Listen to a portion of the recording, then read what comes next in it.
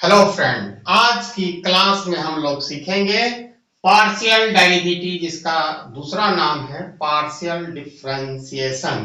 ये course code BECC 104, जिसका title है mathematical method in economics to semester 2 IGNOU MA economics CBCS। ठीक है, तो आज हम लोग पार्शियल डेरिवेटिव का कंसेप्ट सीखेंगे। और वीडियो में आगे बढ़ने से पहले आप लोगों से हमारा काइंडली रिक्वेस्ट है कि अगर आप पहली बार आप हमारे चैनल में आए और सेमेस्टर 2 इग्नू BA इकोनॉमिक्स के स्टूडेंट हैं तो प्लीज सब्सक्राइब कर ले, इस तरह का वीडियो का एडवांटेज ले सकेंगे। ठीक है, स्टार्ट करते हैं। तो सबसे पहले इसका मीनिंग समझने की कोशिश करेंगे, उसके बाद न्यूमेरिकल प्रॉब्लम सॉल्व करेंगे। तो मीनिंग क्या होता है पार्शियल डेरिवेटिव?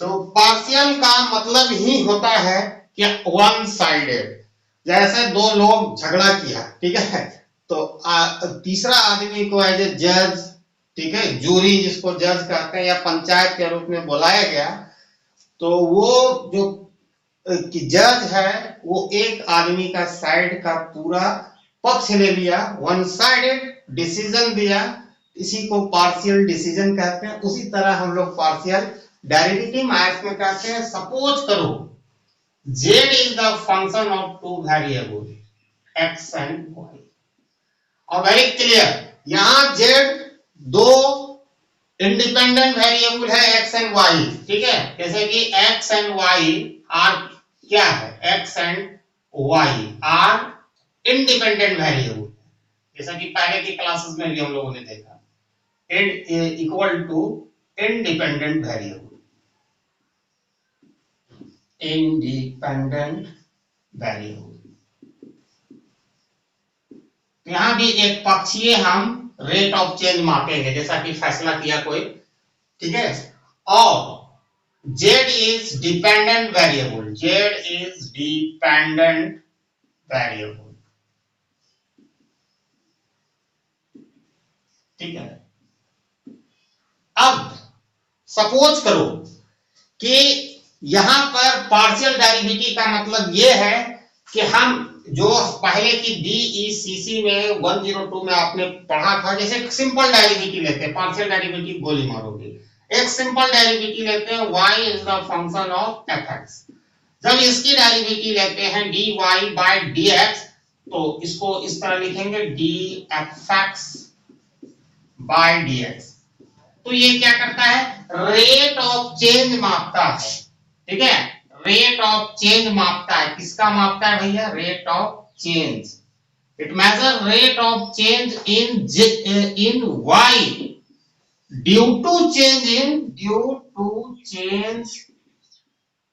इन x। यहां समझने की कोशिश कीजिएगा, जैसे y is function of fx, जो तो ये मतलब है कि डेरिवेटिव मेजर करता है rate of change in dependent variable due to change in independent variable.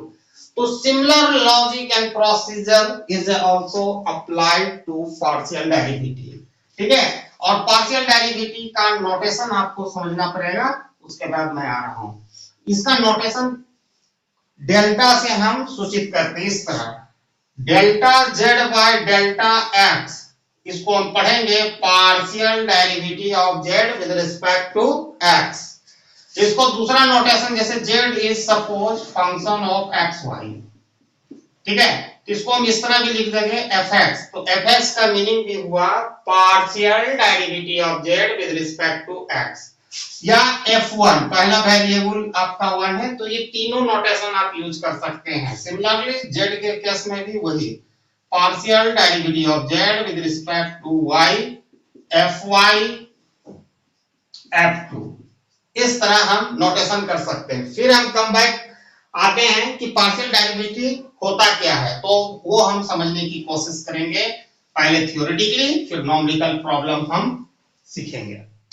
तो वेरी सिंपल, इसमें आप कर सकते हो कि यहां भी रेट ऑफ चेंज मापता है। सपोज दैट हम partial derivative of z with respect to x, तो इसका मीनिंग है कि हम मेजर कर रहे हैं rate of change in dependent variable, ये dependent variable due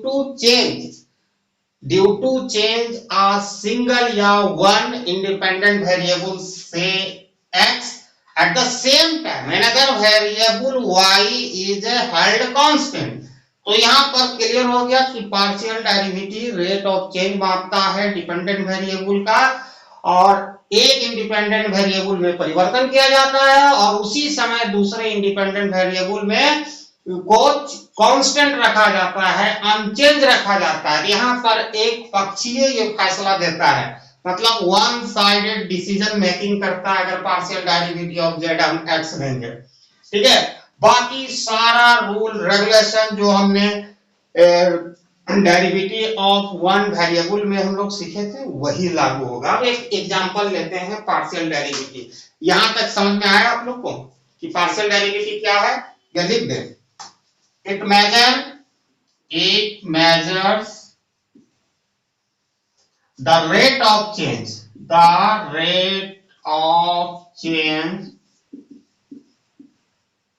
what is a partial derivative, ये बोला गया। it measures the rate of change of z बोले तो dependent variable due to change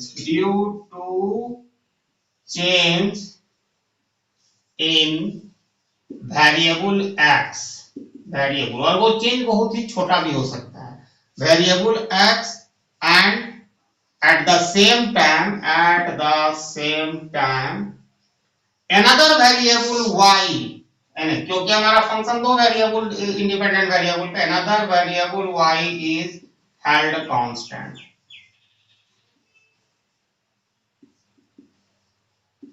ठीक है, it is the definition of partial derivative. इसी तरह z के साथ है, जब z के रिस्पेक्ट में जब हम z का पार्शियल डेरिवेटिव y के रिस्पेक्ट में लेंगे तो उस समय हम क्या करेंगे, हम रेट ऑफ चेंज मापेंगे z में due to change in y at the same time another variable now x is held constant. अब x को कांस्टेंट रखेंगे, जो न्यूमेरिकल प्रॉब्लम आपको वेरी क्लियर कर देगा।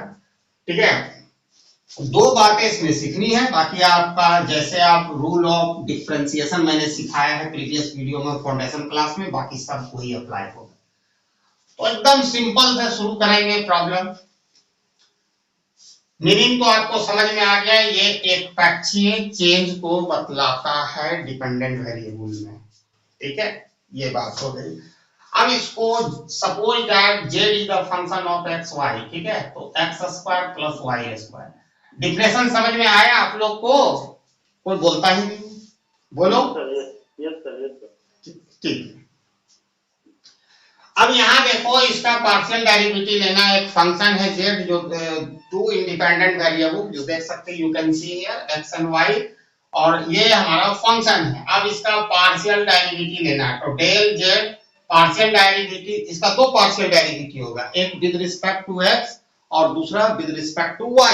ठीक है, तो मैं ले रहा हूं partial derivative of z with respect to x, तो x के रिस्पेक्ट में हम लेंगे। ठीक है, तो सिर्फ याद रखिएगा at the same time another variable y is held constant, और कांस्टेंट की डेरिवेटिव क्या होती है? 0 होती है। याद रखना, इसका डेरिवेटिव 2x होगा, ये दोनों को जोड़ेंगे तो 2x होगा। ये समझने की कोशिश कीजिएगा, जब हम x के रिस्पेक्ट में लेंगे तो x का डेरिवेटिव होगा, लेकिन y² है उसको हेल्ड कांस्टेंट, जैसे 2 का डेरिवेटिव कांस्टेंट टर्म कर लेंगे 0। ठीक है, इसको एडिटिव कांस्टेंट कहते हैं, जिस पर हम बता देंगे कि तुरंत इसके later on part of this class.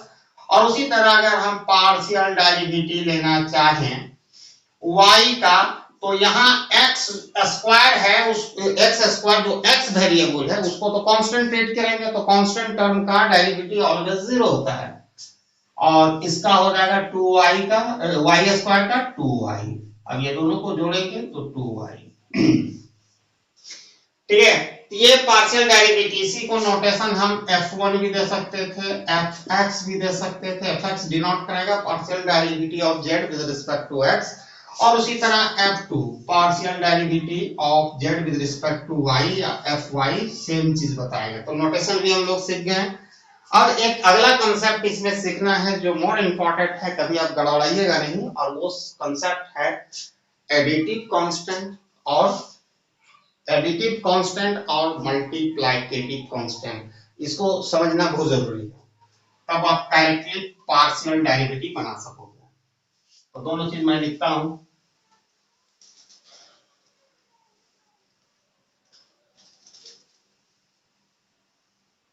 तो दोनों को एक साथ हम देख सकते हैं, एडिटिव कांस्टेंट और दूसरा हम बोले मल्टीप्लिकेटिव कांस्टेंट। तो मैं लिख देता हूं एडिटिव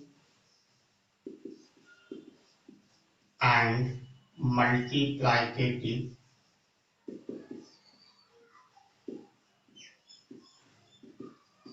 कांस्टेंट।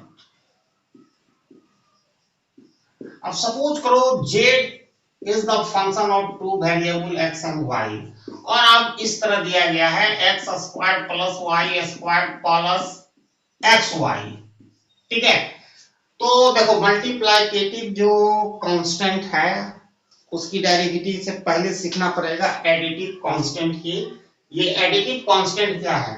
जब del z by del x, यानी हम पार्शियल डेरिवेटिव z का ले रहे हैं x के रिस्पेक्ट में, तो हमको ये चीज दिमाग में रखना पड़ेगा कि another variable eight the same time y is the held constant. तो ये एडिटिव कांस्टेंट है, क्योंकि यहाँ एडिशन होगा तो इसकी डेरिवेटिव हमेशा 0 होगा। तो इसका लेंगे तो 2x हुआ, इसका 0 हो गया, और यहाँ पर देखिए चेंज होते रहेगा। अभी एडिटिव कांस्टेंट मैं x के रिस्पेक्ट में लिया हूं तो ये बन गया, लेकिन y के रिस्पेक्ट में लेंगे तो ये जो लेटर पार्ट ऑफ इस सॉल्यूशन में आप देखोगे। अब ये कौन सा कांस्टेंट है? मल्टीप्लिकेटिव, यानी मल्टीप्लाई कांस्टेंट में। तो यहाँ बी केयरफुल, अगर आप x के रिस्पेक्ट में ले रहे हो तो x के रिस्पेक्ट में डेरिवेटिव लेंगे तो 1, और 1 into y, तो यहाँ y लेना पड़ेगा। तो इसका फाइनल फिगर हो गया 2x plus y। This is the additive constant and multiplicative constant. अगर हम इसी चीज का z का डेरिवेटिव अगर y का रिस्पेक्ट में लेगा तो क्या होगा कि यहाँ पर अब x स्क्वायर बन गया एडिटिव कांस्टेंट। ठीक है, कांस्टेंट टर्म की 0, माने एडिटिव कांस्टेंट की डेरिवेटिव ऑलवेज 0 होगी, क्योंकि यहाँ पर x is the treated as a constant because we are taking partial derivative of z with respect to y। तो यहाँ पर 0 हो गया ये, और इसका डेरिवेटिव हो गया 2y, और xy यहाँ पर है, ये मल्टीप्लिकेटिव कांस्टेंट है, तो हम y के रिस्पेक्ट में लेंगे तो 1 होगा, 1 into x तो x होगा। तो इस तरह कुछ फिगर आएगा, इसको जोड़िएगा तो x plus 2y। ठीक है, उसके बाद जो आपके बुक्स में कुछ क्वेश्चंस है मैं उसको सॉल्व करता हूं, और आज का क्लास हमारा कवर करेगा फर्स्ट ऑर्डर पार्शियल डेरिवेटिव। ठीक है, तो उस पर हम लोग डिस्कस करते हैं। ये फर्स्ट ऑर्डर है, तो और भी हम न्यूमेरिकल प्रॉब्लम जो आपका BECC 104 के बुक से मैं लिया हूं उस पर हम डिस्कस करते हुए आगे बढ़ते हैं।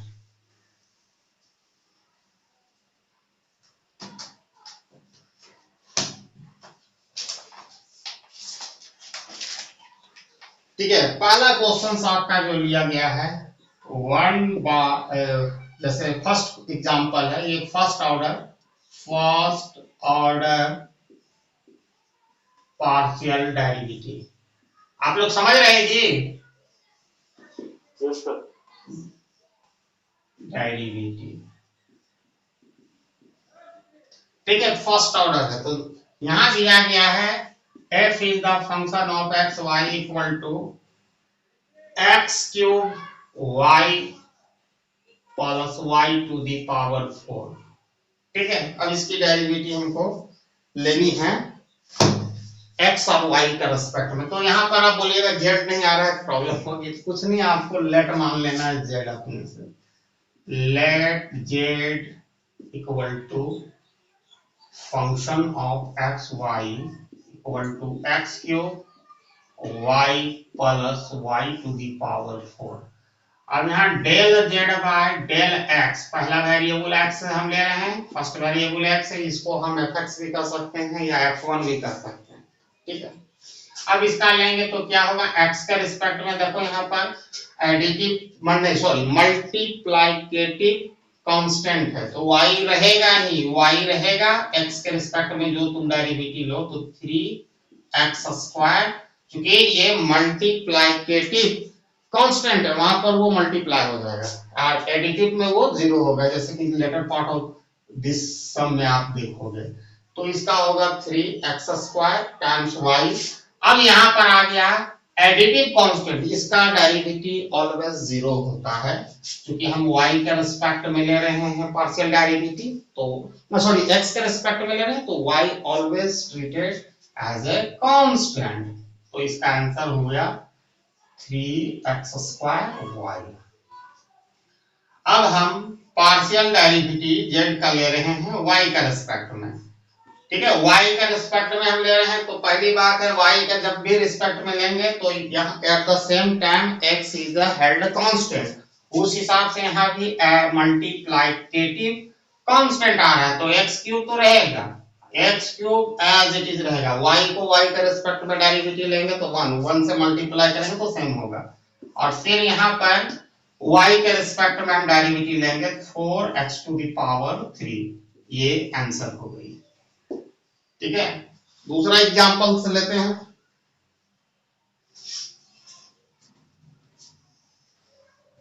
ठीक है।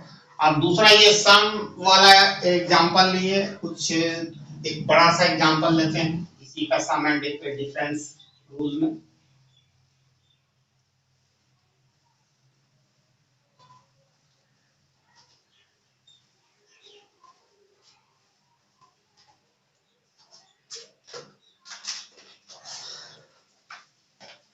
Z is the function of two variable x1 x2, ठीक है, और ये दिया गया है 4x1 square plus x1 x2 plus 3x2 square.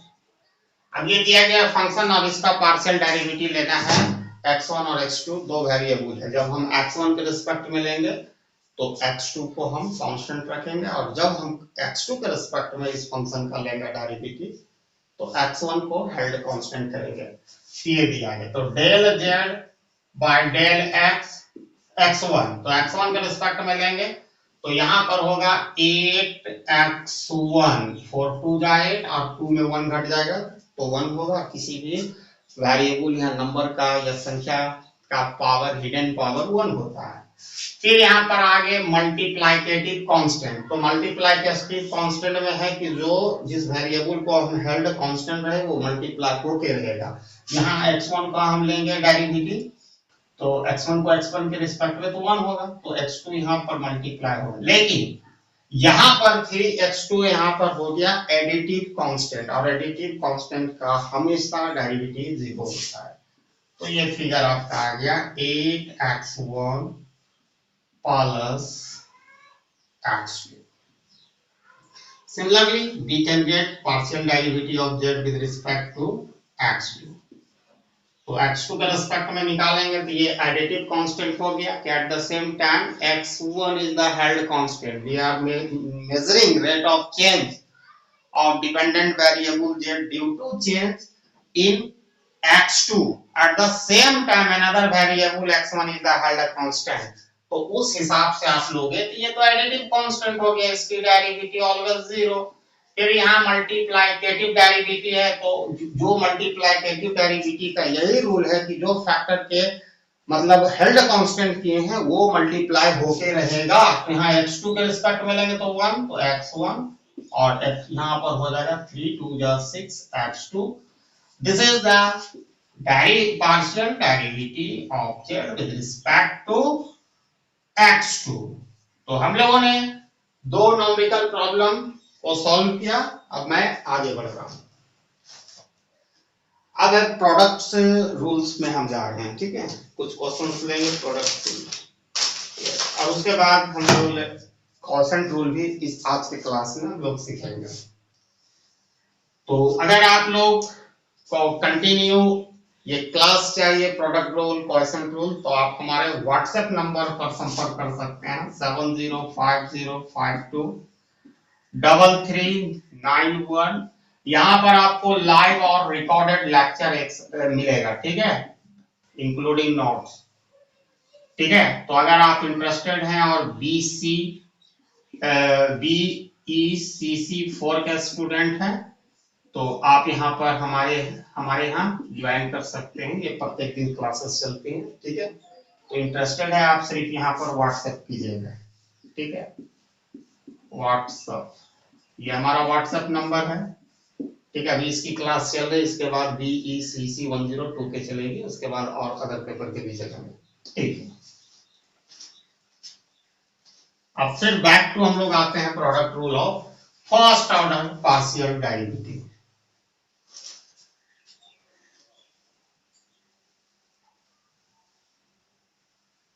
Product rule, product rule,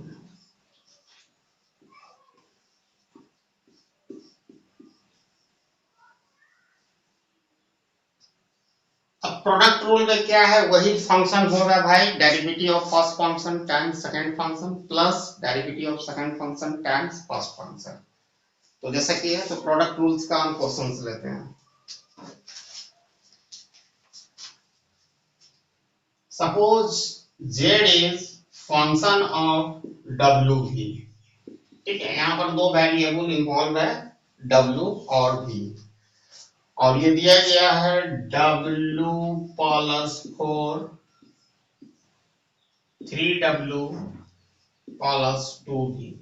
अब यहाँ पर मैंने प्रीवियस क्लास में आपको जो फाउंडेशन क्लास फ्रॉम 3 और 4 में मैं बताया हूँ, जब प्रोडक्ट रूल सिंगल वेरिएबल का डेरिवेटिव में सिखाया था, तो फर्स्ट जो पहला है वो ट्रीटेड, जो फर्स्ट टर्म है उसको ट्रीटेड करेंगे फर्स्ट फंक्शन, और दूसरा जो टर्म है उसको ट्रीटेड करेंगे एज ए सेकंड फंक्शन। अब हमको पार्शियल डेरिवेटिव लेना है z का, किसके रिस्पेक्ट में, w के रिस्पेक्ट में, या fw से भी इसको हम डिनोट कर सकते हैं, ठीक है।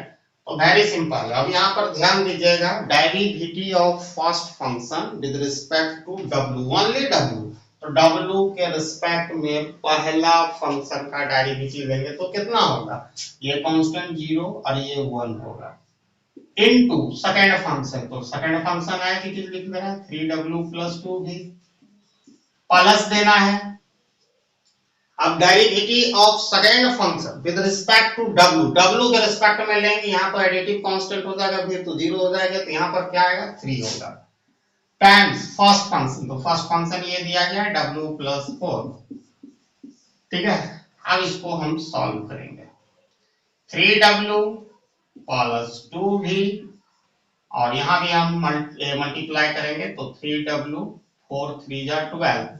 अब ये देखो, ये 6w हो गया प्लस 2v प्लस 12। अब ज्यादा इस तीनों में तो 2 कॉमन है, उसको ले सकते हैं, या माने और फंक्शन मल्टीपल है तीनों 2 का, तो 2 निकाल लेंगे, तो 3w प्लस v प्लस 6, ये हमारा आंसर हो गया।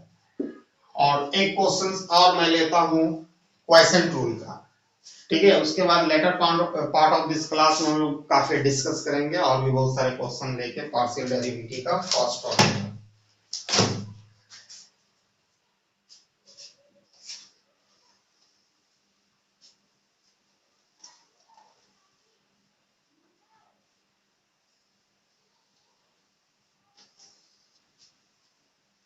आपके लार्ज नंबर ऑफ क्वेश्चन का मैं प्रैक्टिस करवाऊंगा, तो पहले ये YouTube वाला हम दे देते हैं, उसके बाद हम लोग अपना डिस्कस करेंगे क्लास में।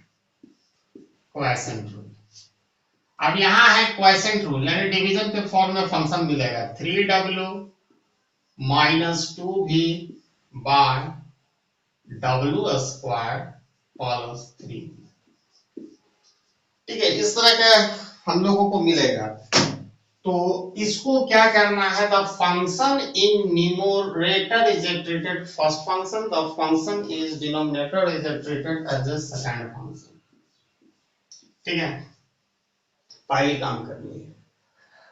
अब आपको क्या करना है कि जैसा कि क्वेश्चन रूल हमने रूल ऑफ डिफरेंशिएशन में मैंने आपको पढ़ा चुका हूं, सिंगल वेरिएबल में इसकी एक फॉर्मूला होती है, तो हम वो निकालते हैं, del z by del x, यानी हम ले रहे हैं partial derivative of z with respect to x, partial one sided rate of change माप रहे हैं एक्स के साइड में रखकर। तो इसका क्या फार्मूला होता है, डेरिवेटिव ऑफ फर्स्ट फंक्शन, तो सॉरी एक्स नॉट डब्ल्यू है हमारा फंक्शन, दो चीज का है डब्ल्यू और भी का, तो डब्ल्यू के रिस्पेक्ट में हम लेंगे, तो डेरिवेटिव और partial derivative of z with respect to डब्ल्यू ले रहे हैं, तो derivative of first function with respect to डब्ल्यू, तो यहां से ऑब्वियसली डब्ल्यू के रिस्पेक्ट में लेंगे तो 3 आएगा, टाइम्स सेकंड फंक्शन यानी डब्ल्यू स्क्वायर प्लस 3v, ठीक है। उसके बाद क्या है कि जो प्रोडक्ट रूल में प्लस करते थे वो माइनस कर देंगे यहाँ पर, क्योंकि डिवीजन में घटता है, ठीक है। अब क्या है, derivative of second function with respect to डब्ल्यू, तो 2w हो जाएगा इसका, ठीक है, और times first function 3w minus 2v। और एक काम इसमें और करना है, whole term is divided by square of second function w square 3v का होल स्क्वायर। ये सेटअप हो गया, अब इसी को सॉल्व करेंगे। तो 3w स्क्वायर 3 3 जा 9v, ठीक है, 3w स्क्वायर 3 3 जा 9v, यहां हो जाएगा 3 2 जा 6w square minus into minus plus 4w भी, और नीचे w स्क्वायर प्लस 3v का होल स्क्वायर। अब यहाँ पर क्या है कि कुछ कुछ काम करना पड़ेगा, जो आप देख सकते हैं, तो वेरी सिंपल हम लोग वो काम करते हैं। पहले तो नीचे रहेगा w स्क्वायर प्लस 3v का होल स्क्वायर। अब यहाँ देखो ये दोनों सब्ट्रैक्ट होगा तो माइनस w स्क्वायर, ठीक है, माइनस w स्क्वायर हो गया, और ये 9 भी रहेगा और ये 4w भी। This is the partial derivative of z with respect to w। समझ में आया ये वाला जी? अब हम लेने जा रहे हैं partial derivative of z with respect to v।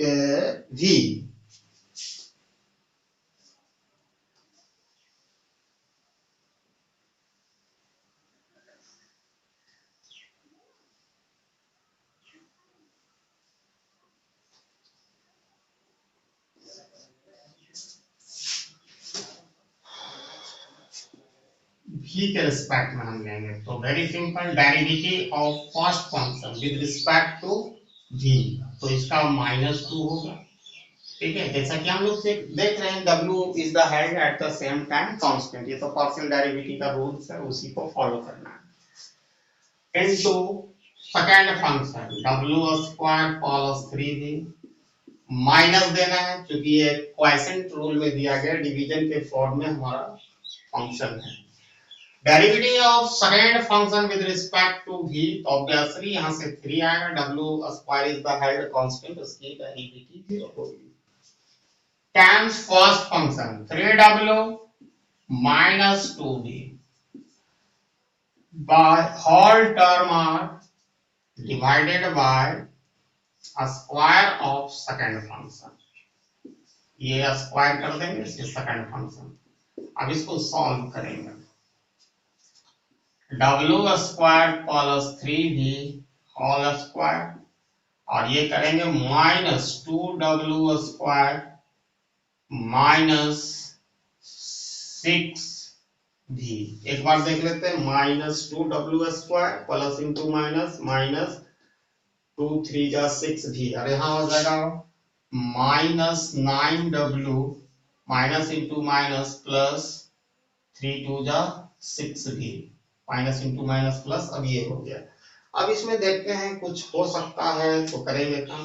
तो एक चीज दिख रहा है, प्लस 6v और माइनस 6v कैंसिल हो जाएगा, तो जो फाइनल फिगर हमारा बचा minus 2w square minus 9w by w square plus 3v का होल स्क्वायर। अब इसी चीज को हम आगे बढ़ा सकते हैं। अब यहाँ पर देखो दोनों में W कॉमन है तो माइनस W मैं निकाल लेता हूं तो बचेगा 2W माइनस W मैंने निकाले, ये प्लस हो जाएगा 9 हो जाएगा और बाकी एज इट इज रहेगा द टर्म इन डिनोमिनेटर।